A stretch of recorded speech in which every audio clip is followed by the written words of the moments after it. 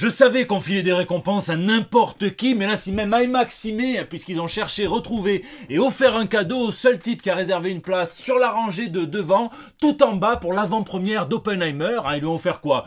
Une Minerve? Je ne sais pas, en tout cas, le type il a dû voir marqué film sur bombe atomique, il a embarqué son rouleau de sopalin avec distributeur de crème Nivea intégré, il voulait tout simplement être au plus près de l'action, on récompense un quiproquo là. Attention, pour ceux qui aiment le catch et qui vivent près de Marseille, je vous donne rendez-vous ce samedi 5 août pour la soirée Hunt for Success organisée par la Tigers Pro Wrestling et j'aurai le bonheur, l'honneur et je remercie Vince le patron de monter sur le ring pour y parler de ma dernière traduction chez Urban, d'où Powerbomb où Daniel Warren Johnson utilise le catch pour créer une histoire qui mélange fantasy et d'autres thématiques mais qui parle surtout de détermination, d'amour et de famille et qui est accessible à tous. Donc n'hésitez pas à venir nombreux. En attendant, ici votre fidèle Commis des Comics, vous êtes dans l'émission qui fait le tour de l'actu de l'industrie du comic book et de tous ses dérivés. C'est le 410e JT Comics et apparemment Sauce est devenu comme Fortnite. Il y a plein de licences improbables qui s'y mélangent puisqu'apparemment on pourra jouer Cyclope et Jean-Paul Sartre. Un seul problème, le taux de précision tombe à 10%, donc un conseil, désactivez les tiraliers. En attendant, il est temps pour nous de passer aux news de la semaine. Où qu'il est Kang, la saison 2 de Loki sortira le 9 octobre prochain sur Disney+, et c'est montré dans une première bande-annonce très fidèle à la tonalité de la saison 1, dont elle sera d'ailleurs la suite directe. Et ce que j'ai envie de retenir principalement, c'est Tom Hiddleston, un acteur qui prouve que les acteurs issus du théâtre doivent être un petit peu plus pointus, vu qu'ils crèvent l'écran avec une certaine majesté, et puis aussi le personnage de Ke Huy Quan, qui semble tout à fait savoureux.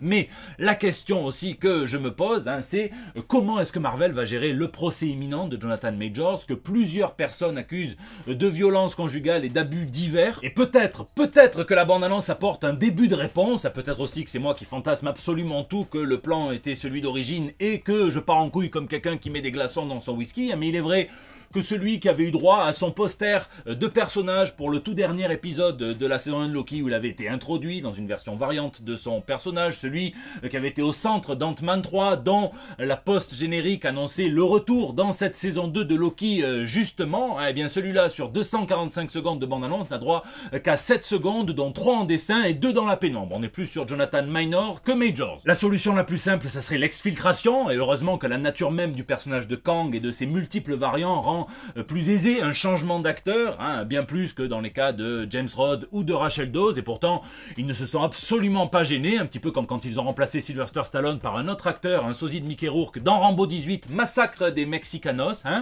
Ils l'ont pas remplacé?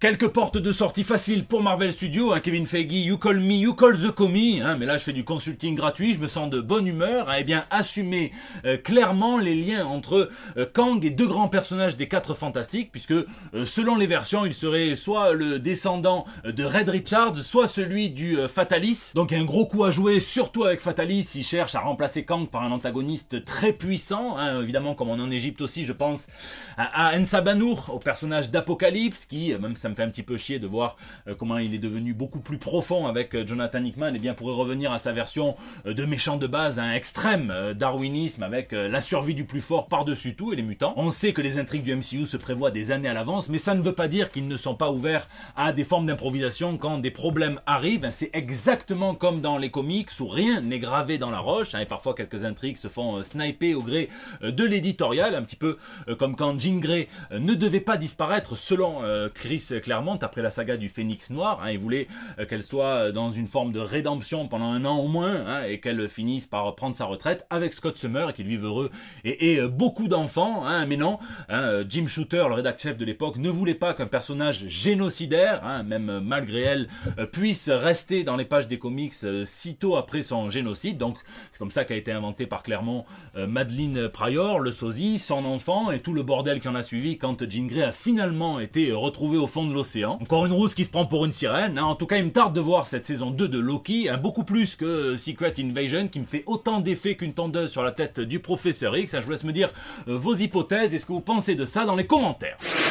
popcorn. Et dans le reste de l'actu ciné, 2 rumeurs liées à l'univers de Daredevil, à prendre avec des pincettes évidemment. Tout d'abord avec le Diable d'Hell's Kitchen qui reprendrait son costume d'Ijan Mas ou Stendhal, le costume directement de la saison 3 de la série Netflix, rouge et noir, dans la série Echo. Et Echo justement, le personnage de Maya Lopez qui aurait un tout nouveau pouvoir, très MCU, qu'elle n'a pas dans les comics, où elle est tout simplement une femme dotée d'une mémoire photographique qui lui permet d'avoir des réflexes surdéveloppés. Mais là on bascule carrément dans le paranormal puisqu'elle serait capable de faire apparaître un flingue spirituel qui a appartenu à l'un de ses ancêtres, puisque oui, les Américains d'origine ont mis la main sur des armes à feu dès qu'elles leur ont été disponibles. Le seul problème c'est qu'ils les maîtrisaient beaucoup moins bien que l'homme blanc, donc à tout moment elle fait apparaître un flingue spirituel mais elle tire comme une Stormtrooper. L'autre rumeur c'est celle selon laquelle Captain America 4 ignorerait tous les événements s'étant produits dans Secret Invasion. Tu m'étonnes, ils veulent qu'on le regarde ce film. En attendant, ça poursuit quand même une certaine forme d'hermétisation entre les univers télé,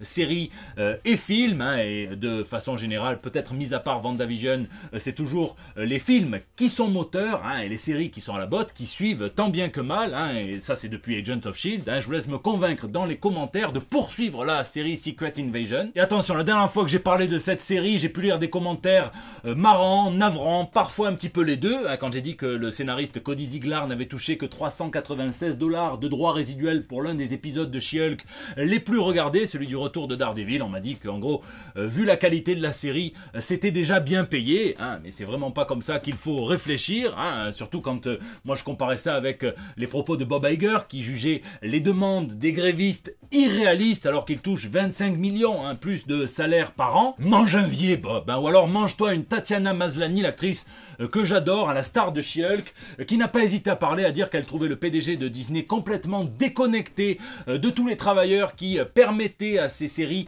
à ces films de sortir et donc de gagner de l'argent pour lui. Elle a aussi ajouté qu'en travaillant sur She-Hulk, elle trouvait ça honteux, la masse de richesses non partagée avec ceux qui se mouillent pour faire la série, comme quoi il y a un petit peu de rouge dessous le vert, et ça c'est très très bien. C'est courageux de sa part, et justement d'ailleurs devinez sur quelle petite offre d'emploi je suis tombé en lisant Pôle Emploi Magazine. Eh bien une annonce de Disney qui cherche un spécialiste de l'intelligence artificielle souhaitant repousser les limites de l'IA, comprenant la différence entre la voix des données et celle des concepteurs, des scénaristes et des acteurs. Alors là on est complètement dans de la baise absolue, et pour ceux qui se demanderaient combien valent 30 pièces d'argent 2000 ans plus tard, eh bien c'est un salaire qui peut monter jusqu'à 15 000 $ par mois avec possibilité de bonus. Et enfin, un amoureux des comics, un des types à qui l'on doit l'adaptation de The Boys, la future adaptation des Tortues Ninja qui me tarde d'aller voir, Seth Rogen a déclaré qu'il ne souhaitait pas travailler ni pour Marvel ni pour DC, puisque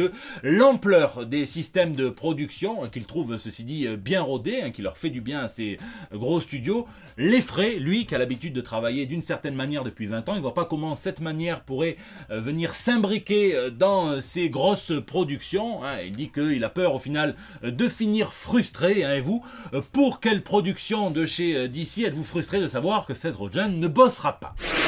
À la source. Attention, le réalisateur de Blue Beetle promet que Jamie Reyes reviendra, que c'est un univers qui est voué à s'étendre. Alors attention, la dernière fois qu'on nous a promis quelque chose comme ça dans le DCU, c'était avec Henry Cavill en Superman, donc prenons-le avec beaucoup de modestie, et en revanche, déplorons ensemble le fait que le bon Tyler Kirkham, un dessinateur qui a fait beaucoup de couvertures des comics Blue Beetle à l'époque, soit complètement pillé par le marketing de la Warner Bros, qui l'utilise pour faire ses affiches, et qu'il n'est même pas sûr de recevoir une invitation à l'avant-première, à défaut d'un bon gros chèque, c'est ça qu'il devrait recevoir. Je remercie le bon Yen Akbar de m'avoir pointé vers ce tweet, et espérons que James Gunn fasse opérer sa magie et son amour des créateurs pour régler la situation. Vous le savez peut-être, mais en France, les éditions Huguin & Menin ont repris les droits sur 300 et sur Sin City, et ils s'apprêtent à sortir dès le mois de septembre les 2 premiers opus de ce comic book culte de Frank Miller, et le moins qu'on puisse dire, c'est qu'ils mettent les petits plats dans les grands, avec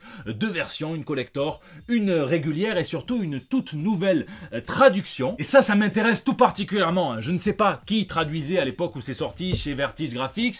Je sais que Lauren Darrow se chargeait des traductions chez Rackham. Je sais que c'était argotique à souhait, et je me souviens, même si ça fait très longtemps que je ne l'ai pas lu en VF, que c'était une expérience de lecture tout à fait agréable. Et là ils vont confier, alors je ne sais pas si c'est une révision de traduction, carrément une nouvelle traduction, une retraduction, au célèbre romancier qui est Henri Lovenbruck, connu notamment pour ses polars, et ils poursuivent la tradition des auteurs de polars traducteurs.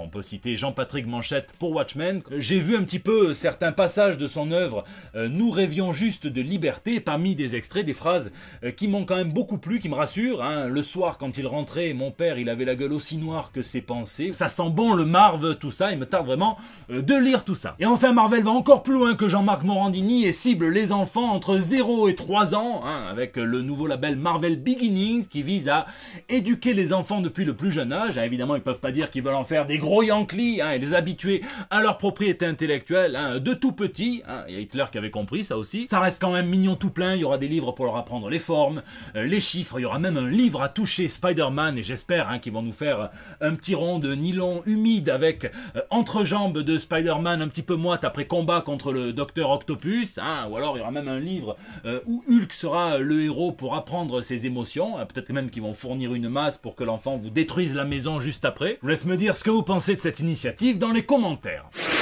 Lisez, lisez, lisez, j'ai enfin pu lire et relire une deuxième fois Apparition dans le ciel de Berlin-Est de Jeff Loveness, Lisandro Esteren et Patricio Delpech, et je vous avoue que je reste surpris par ce récit où on voit ce que peut faire la vérité, qu'à la part belle, quand elle vient te choper par le col. Je ne m'attendais pas forcément à ce que ça soit un psychodrame, ça j'aime beaucoup. C'est vrai que moi je suis moins adepte du cadre, à savoir donc la guerre froide et Berlin divisé en deux, et les espions et tout ça, mais le propos m'intéresse et j'ai vraiment envie de le relire une troisième fois, parce que même à la deuxième lecture, au plus je relis et au moins j'ai l'impression d'avoir saisi. En revanche, ça reste quand même à lire une sacrée expérience, surtout les mots de Jeff Loveness très bien traduits par le bon Laurent Kessy. Lisez, lisez, lisez aussi Les Chiens Pirates. Alors ça je vous en parle parce que c'est moi qui force mon fils à vouloir le lire tous les soirs. J'ai acheté le 3e tome qui s'appelle Dans les griffes de Barbechat. Je trouve ça super, ces livres pour enfants qui sont beaux, qui sont bien pensés, bien écrits, qui se foutent pas de la gueule des enfants. Il y a du vrai vocabulaire de pirates, c'est plaisant, c'est divertissant. Il y a il y a une histoire par jour de la semaine, donc c'est vraiment cool. C'est Clémentine Mélois et Rudy Spiesser, bravo à eux, et j'aimerais les croiser pour avoir une petite dédicace. Niveau ciné, j'ai revu Sicario et je me souvenais plus de cette subtilité dans la bonne écriture de ce scénar de Taylor Sheridan, qui envoie chier les notions à la con, de gentil, de méchant. C'est quelque chose que je retrouve moins sur les productions qu'il a fait après et qui pourtant me plaisent beaucoup. Ça, et puis il me tarde de rattraper un petit peu les X-Men pour en arriver au tout nouveau Hellfire Gala où apparemment il s'est passé plein de dingueries. En attendant, je vous laisse me dire ce que vous lisez ou geekez dans les commentaires, puisque c'est la fin de ce JT. Je vous remercie d'être toujours aussi nombreux à le suivre malgré la chaleur, d'être toujours aussi nombreux à laisser vos pouces bleus, à partager sur Facebook, à tweeter, à retweeter, à m'incorporer dans vos stories Instagram. Je vois tout, ça fait chaud au cœur. J'ai répondu à tous les commentaires du JT précédent, ou quasiment tous. D'ailleurs, n'hésitez pas à réagir dans les commentaires sur YouTube où je lis chacun d'entre vous au moins. N'hésitez pas à réagir aussi sur les réseaux sociaux. Vous me laissez vos petits messages pour El Bando del Pueblo. Il y a même des dessins. C'est très bon. C'est votre espace de liberté depuis près de 8 ans maintenant. Je vous fais d'énormes bisous. Je vous donne rendez-vous samedi par-dessus la 3e corde pour ceux qui sont là. Et sinon, la semaine prochaine pour des nouvelles toutes fraîches. Marseille, la plage des Catalans fermée suite à l'observation d'une raie. Alors la Provence, si on faisait pareil au Brésil ou au Cap d'Agde, on pourrait plus se baigner nulle part.